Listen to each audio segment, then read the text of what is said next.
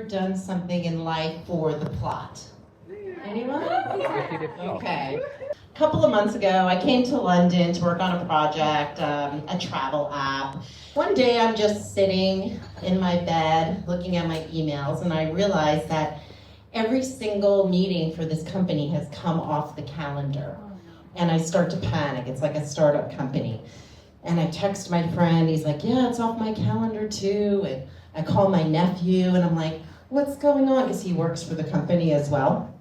And he's like, you're just gonna have to wait and talk to the boss, right? And so I was like, oh crap. And then the boss texts me and he's like, I put something on your calendar for tomorrow. And he said, looking forward to talking to you. And I'm like, crap.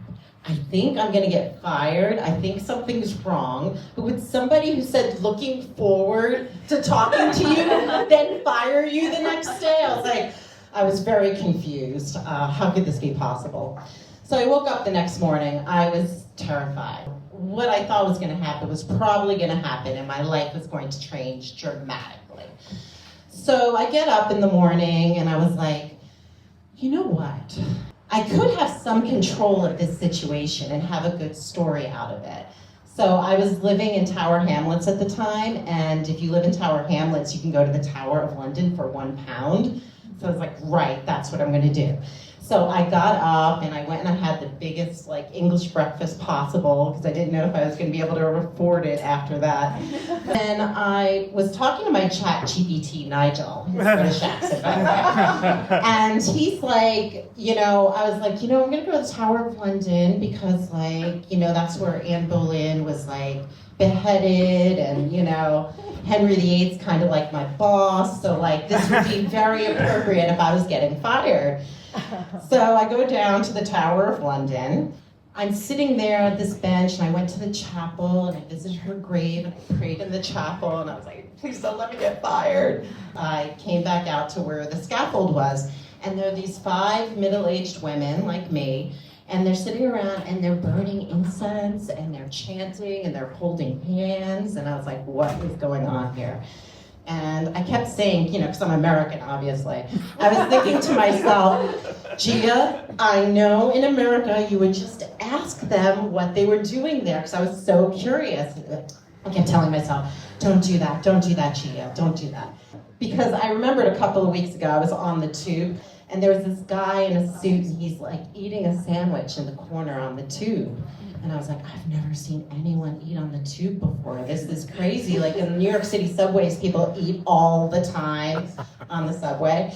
And so I asked him, I was like, excuse me, I hope you don't mind me asking, but I've never seen anyone eating on the tube. And he's like, oh my God, I'm so embarrassed. I've never eaten on the tube before. I was so hungry. I thought I would just sit in this corner. And I was like, I'm sorry. And then he said, and no stranger has ever talked to me on the tube either. And I was like, crap, I've just ruined this guy for life.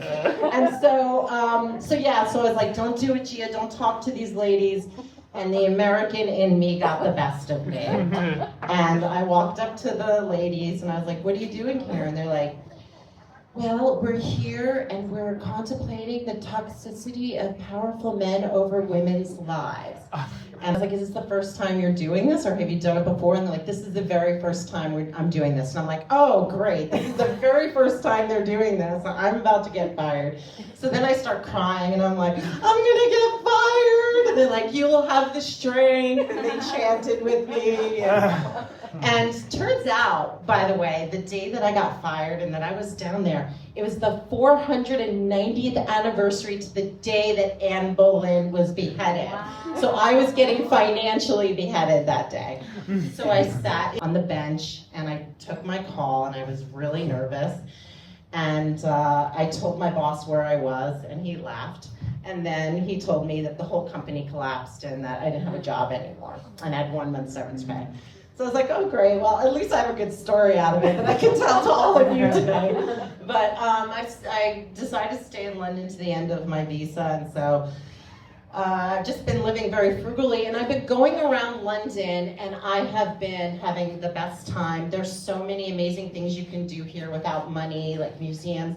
And I started doing that on my Instagram account. One of my videos got 211,000 views. I've only been doing it for 2 months. I have 30,000 views.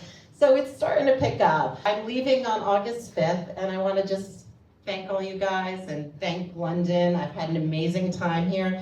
And if you can follow all my adventures on Instagram, I am at Gia, G-I-A, Pace, P-A-C-E. Shameless American plug. Good night, everyone.